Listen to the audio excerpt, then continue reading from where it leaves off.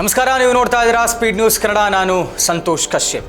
ಧಾರವಾಡದ ಬಿಜೆಪಿ ಮುಖಂಡ ಜಿಲ್ಲಾ ಪಂಚಾಯತ್ ಸದಸ್ಯ ಯೋಗೇಶ್ ಗೌಡ ಕೊಲೆ ಕೇಸ್ಗೆ ಸಂಬಂಧಪಟ್ಟಂತೆ ಧಾರವಾಡದ ಕೈ ಶಾಸಕ ವಿನಯ್ ಕುಲಕರ್ಣಿ ಅಪರಾಧಿ ಎನ್ನುವಂತಹ ತೀರ್ಪು ಹೊರಬಿದ್ದಿರುವಂಥದ್ದು. ಜನಪ್ರತಿನಿಧಿಗಳ ವಿಶೇಷ ನ್ಯಾಯಾಲಯ ಸಂತೋಷ್ ಗಜಾನನ್ ಭಟ್ ಅವರ ಡೆಸ್ಕಿಂದ ಬಂದಿರುವಂತಹ ತೀರ್ಪು.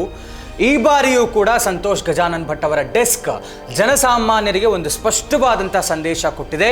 ಕಾನೂನಿನ ಮುಂದೆ ಎಲ್ಲರೂ ಕೂಡ ಸಮಾನರು. ಯಾವುದೇ ಥರದ ಪ್ರಭಾವಿ ವ್ಯಕ್ತಿಗಳಿದ್ದರೂ ಕೂಡ ಯಾವುದೇ ಪ್ರಭಾವ ಕಾನೂನಿನ ಮುಂದೆ ನಡೆಯೋದಿಲ್ಲ, ಎಲ್ಲರೂ ಕೂಡ ಸಮಾನರು ಅನ್ನುವಂಥ ಒಂದು ಸ್ಪಷ್ಟವಾದಂಥ ಸಂದೇಶ ಈಗ ಬಂದಿರುವಂಥದ್ದು. ಧಾರವಾಡದ ಕೈ ಶಾಸಕ ಬಹಳ ಪ್ರಭಾವಿ ನಾಯಕ, ಅತಿ ಹೆಚ್ಚು ಬೆಂಬಲಿಗರನ್ನು ಹೊಂದಿರುವಂಥ ನಾಯಕ. ಎಲ್ಲ ರೀತಿಯಲ್ಲೂ ಕೂಡ ಈ ಒಂದು ಕೇಸ್ಗೆ ಸಂಬಂಧಪಟ್ಟಂತೆ ಹೈ ಪ್ರೊಫೈಲ್ ಕೇಸ್ ಆಗಿತ್ತು. ಕಳೆದ 10 ವರ್ಷಗಳಿಂದ ನಡೆದಿರುವಂಥ ಒಂದು ವಿಚಾರಣೆ. ಸ್ಥಳೀಯ ಮಟ್ಟದಲ್ಲಿ ಇನ್ಫ್ಲುಯೆನ್ಸ್ ಮಾಡಿ ದಾರಿ ತಪ್ಪಿಸಿದ್ರು. ಅದಾದ ಮೇಲೆ 2 ಬಾರಿ ಅರೆಸ್ಟ್ ಆಗಿ ಬೇಲ್ ಮೇಲೆ ಹೊರಬಂದರೂ ಕೂಡ, ಹೊರಬಂದಂಥ ನಂತರದಲ್ಲೂ ಕೂಡ ಸಾಕ್ಷಿಗಳ ಮೇಲೆ ಇವರು ಪ್ರಭಾವವನ್ನು ಬೀರುವಂಥ ಕೆಲಸ, ಸಾಕ್ಷಿ ನಾಶ ಮಾಡುವಂಥ ಕೆಲಸಕ್ಕೂ ಕೂಡ ಮುಂದಾಗಿದ್ರು. ಮತ್ತೆ ಅರೆಸ್ಟ್ ಆಗ್ತಾರೆ. ಫೆಬ್ರವರಿ 25ಕ್ಕೆ ಬೇಲ್ ಮೇಲೆ ಹೊರಬಂದರು.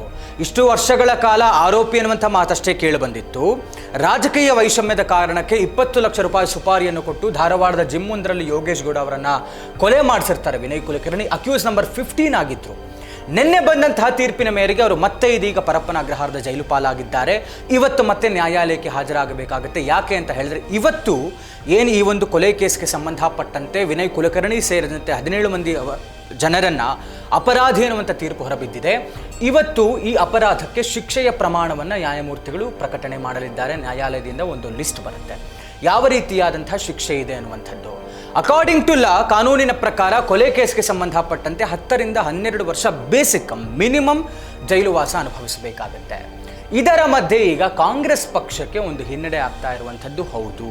ಯಾಕೆ ಅಂತ ಹೇಳಿದ್ರೆ, ಈಗ ವಿನಯ್ ಕುಲಕರ್ಣಿ ಅವರು ಸಿಟ್ಟಿಂಗ್ MLA, ಹಾಲಿ ಶಾಸಕರಾಗಿದ್ದಾರೆ. ಈ ಕೊಲೆ ಕೇಸ್ನಲ್ಲಿ ಅಪರಾಧಿ ಎನ್ನುವಂಥ ತೀರ್ಪು ಬಂದಿದೆ. ಅವರಿಗೆ ಜೈಲುವಾಸ ಅನುಭವಿಸಬೇಕಾಗಿದೆ. ಈ ಮಧ್ಯೆ ಅವರ ಶಾಸಕ ಸ್ಥಾನಕ್ಕೆ ಕುತ್ತು ಬರುತ್ತೆ ಅಂತ ಹೇಳಲಾಗ್ತಾ ಇದೆ.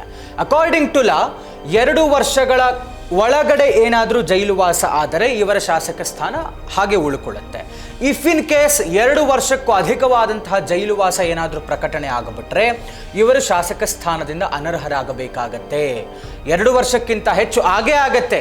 ಯಾಕೆಂದರೆ 2 ವರ್ಷಕ್ಕಿಂತ ಕಮ್ಮಿ ಕೊಲೆ ಕೇಸ್ಗೆ ಯಾವುದೇ ಥರದ ಜೈಲುವಾಸ ನಿಯಮದ ಪ್ರಕಾರ ಇಲ್ಲ. ಹೀಗಾಗಿ ಎಲ್ಲೋ ಒಂದು ಕಡೆ ವಿನಯ್ ಕುಲಕರ್ಣಿ ಅವರ ಶಾಸಕ ಸ್ಥಾನ ಅನರ್ಹ ಆಗತ್ತೆ ಅನ್ನುವಂಥ ಮಾತುಗಳು ಕೇಳಿ ಬರ್ತಾ ಇದೆ. ಈ ಮಧ್ಯೆ 6 ವರ್ಷ ಅಂದರೆ ಈಗ ಇಫ್ ಇನ್ ಕೇಸ್ 2 ವರ್ಷಕ್ಕಿಂತ ಅಧಿಕವಾದಂತಹ ಜೈಲುವಾಸ ಇವರಿಗೆ ಪ್ರಕಟಣೆ ಆದರೆ ಇವರ ಶಾಸಕ ಸ್ಥಾನ ಅನರ್ಹ ಆಗುತ್ತೆ. ಅದರ ಜೊತೆಗೆ ಮುಂದಿನ 6 ವರ್ಷಗಳ ಕಾಲ ವಿನಯ್ ಕುಲಕರ್ಣಿಯವರು ಯಾವುದೇ ಥರದ ಚುನಾವಣೆಗೆ ಸ್ಪರ್ಧೆ ಮಾಡೋದಕ್ಕೆ ಅವಕಾಶ ಇರೋದಿಲ್ಲ ಅನ್ನುವಂಥದ್ದು ನಿಯಮ ಇರೋದು. ಹೀಗಾಗಿ ಶಾಸಕ ಸ್ಥಾನಕ್ಕೂ ಕುತ್ತು, ಶಾಸಕ ಸ್ಥಾನ ಅನರ್ಹ ಆಗುತ್ತೆ 2 ವರ್ಷಕ್ಕಿಂತ ಹೆಚ್ಚು ಜೈಲುವಾಸ ಬಂದರೆ. ಮತ್ತು ಮುಂದಿನ 6 ವರ್ಷಗಳ ಕಾಲ ಅವರು ಯಾವುದೇ ಥರದ MLA ಎಲೆಕ್ಷನ್ಗಾಗಲಿ ಯಾವುದೇ ಎಲೆಕ್ಷನ್ಗಾಗಲಿ ಕೂಡ ಅವರು ಕಂಟೆಸ್ಟ್ ಮಾಡೋದಕ್ಕೆ ಸಾಧ್ಯವಾಗೋದಿಲ್ಲ. ಇದರ ಜೊತೆಗೆ ಬಹುದೊಡ್ಡ ಡ್ಯಾಮೇಜ್ ಆಗುವಂಥದ್ದು ಕಾಂಗ್ರೆಸ್ ಪಕ್ಷಕ್ಕೆ. ನಿಮ್ಮ ಶಾಸಕ ಈ ರೀತಿಯಾಗಿ ಕೊಲೆಗಾರ ಒಂದು ಕೊಲೆ ಕೇಸ್ನಲ್ಲಿ ಅನ್ನುವಂಥ ಮಾತು ಬಂದುಬಿಡುತ್ತೆ. ಇದನ್ನೆಲ್ಲವೂ ಕೂಡ ಹೇಗೆ ಸರಿಪಡಿಸ್ಕೊಳ್ಳುತ್ತೆ ಕಾಂಗ್ರೆಸ್ ಪಕ್ಷ? ಇದು ಒಂದು ಸ್ಪಷ್ಟವಾದಂಥ ಸಂದೇಶ. ಮತ್ತು ಎಂಥ ಪ್ರಭಾವಿ ವ್ಯಕ್ತಿಯಾಗಿದ್ದರೂ ಕೂಡ ಕಾನೂನಿನ ಮುಂದೆ ತಲೆ ಬಾಗಲೇಬೇಕಾಗುತ್ತೆ ಅನ್ನುವಂಥದ್ದು. ಈ ಮಧ್ಯೆ ಅಲ್ಲಿ ಧಾರವಾಡದವರ ನಿವಾಸಕ್ಕೂ ಕೂಡ ಹೆಚ್ಚಿನ ಭದ್ರತೆಯನ್ನು ಒದಗಿಸಲಾಗಿದೆ. ಧಾರವಾಡ ನಗರ, ಧಾರವಾಡ ಗ್ರಾಮೀಣ ಭಾಗ ಎಲ್ಲೆಡೆಯೂ ಕೂಡ ಯಾವುದೇ ಅಹಿತಕರ ಘಟನೆ ನಡೆಯಬಾರದು ಅನ್ನುವಂಥ ಕಾರಣಕ್ಕೆ ಪೊಲೀಸರು ಎಲ್ಲ ಸಿದ್ಧತೆಯನ್ನು ಮಾಡಿಕೊಂಡಿದ್ದಾರೆ. ಇವತ್ತು ನ್ಯಾಯಾಲಯಕ್ಕೆ ಮತ್ತೆ ವಿನಯ್ ಕುಲಕರ್ಣಿ ಮತ್ತು ಈ ಒಂದು ಪ್ರಕರಣದ 17 ಮಂದಿ ಅಪರಾಧಿಗಳು ನ್ಯಾಯಾಲಯಕ್ಕೆ ಹಾಜರಾಗಬೇಕಾಗತ್ತೆ. ಏನು, ಯಾವ ಮಟ್ಟದ, ಯಾವ ರೀತಿಯ ಶಿಕ್ಷೆಯ ಪ್ರಮಾಣವನ್ನು ನ್ಯಾಯಾಲಯ ಪ್ರಕಟಿಸುತ್ತೆ ಅನ್ನುವಂಥದ್ದನ್ನು ನಾವು ಕಾದು ನೋಡಬೇಕಾಗಿದೆ. ಇದಾಗಿತ್ತು ಇವತ್ತಿನ ವಿಶೇಷ. ನೋಡ್ತಾ ಇರಿ ಸ್ಪೀಡ್ ನ್ಯೂಸ್ ಕನ್ನಡ. ಸುದ್ದಿ ನಿಮ್ಮದು, ವೇಗ ನಮ್ಮದು.